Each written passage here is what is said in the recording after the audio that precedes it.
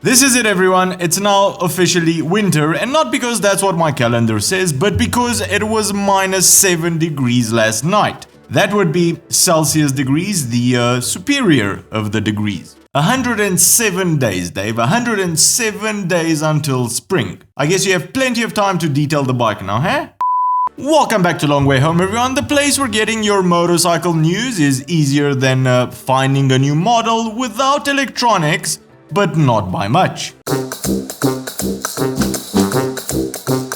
Now, this is how you do a model update. Ducati pretty much scrapped the old, confusing lineup of 4 or 5 different monsters and replaced it with just one. That's all you need. One monster. You want it lighter? There you go, it's lighter. You want it cheaper? There you go, it's cheaper. You want it more powerful? More powerful it is. From all the model updates I've seen in the past 2 months from any manufacturer out there, the Italians really nailed it with the Monster. Watch and learn, other manufacturers, watch and learn. Looking at you, BMW. Just some new colors and a weird light that swivels?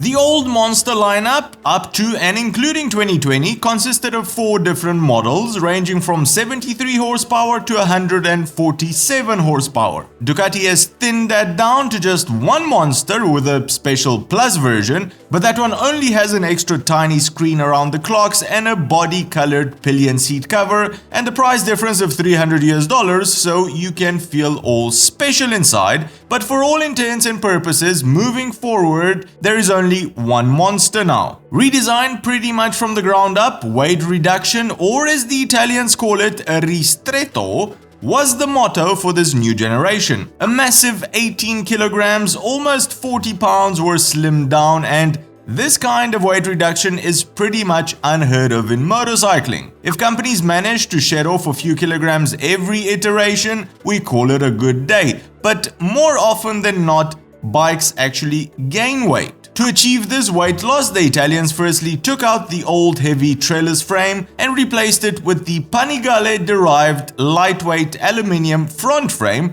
used the engine as a very stressed member, and tied it all at the back with a subframe that is made out of glass fiber reinforced polymer, GFRP. You thought I was gonna mess that up, didn't you, Dave, huh? That's why you wrote it there, huh?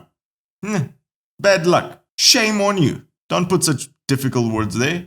Basically a lot lighter than metal while still providing ample structural integrity. The wheels are also an impressive 1.7 kilograms lighter. Remember, this is rotating mass, so the bike will feel more agile, and the swing arm as well has gone on a diet, losing another 1.6 kilograms or 3.5 pounds. The engine is Ducati's 937cc Testa Stretta that you can find on a few others of their bikes, including the Multistrada 950, and manages to put down 111 horsepower, which is 2 horsepower more than the old 821 model, and 93 Newton meters or 69 pound-feet of torque, which Ducati claims are now accessible at lower RPMs, making the new Monster fun anywhere you ride it. In the cost of ownership department, the Italians were feeling generous and blessed the engine with long service intervals. 15,000 kilometers or almost 10,000 miles between oil changes, and 30,000 kilometers or almost 19,000 miles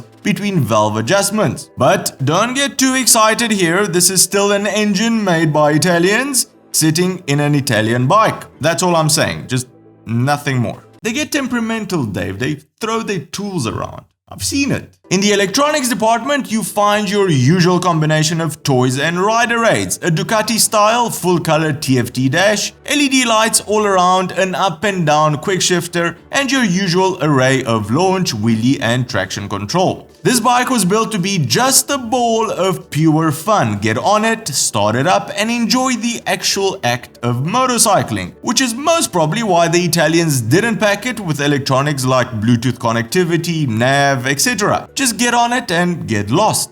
Oh, it does come with Blue connectivity. But you wrote the script, Dave. Why'd you put it in there? I'm just gonna read it anyway, okay? Look at how this guy is smiling. He doesn't need any Bluetooth connectivity or navigation on the bike. You do, however, get 3 riding modes: Sport, Touring and Urban. Color-wise, the new Monster comes in 3 different paint jobs: a beautiful Ducati red, a matte black for the uninspired among you, and a aviator grey as Ducati calls it. Price-wise, the new Monster is actually $100 cheaper than the outgoing 821. MSRP is at $11,900 for the base version and $12,200 for the Monster Plus version, which again comes with an extra tiny screen around the clocks and a body-colored pillion seat cover. Comments time. I love this bike. Actually, not the bike itself. I don't think I would buy it since it's not my kind of ride, but I really do appreciate the way Ducati went about with this update, simplifying their lineup, making it cheaper, a bit more powerful and lighter. A for effort. We'll see about execution later, but A for effort. If you're into fast, fun, naked bikes, drop by in the comment section below and let us know what you think of Ducati's brand new Monster. Well, that's the show for today, everybody. If you've enjoyed it, give it a big thumbs up, and if you think you've learned something new, consider subscribing or becoming one of our patrons to help us make more of these shows. Cheers, and I'll see you on the next one.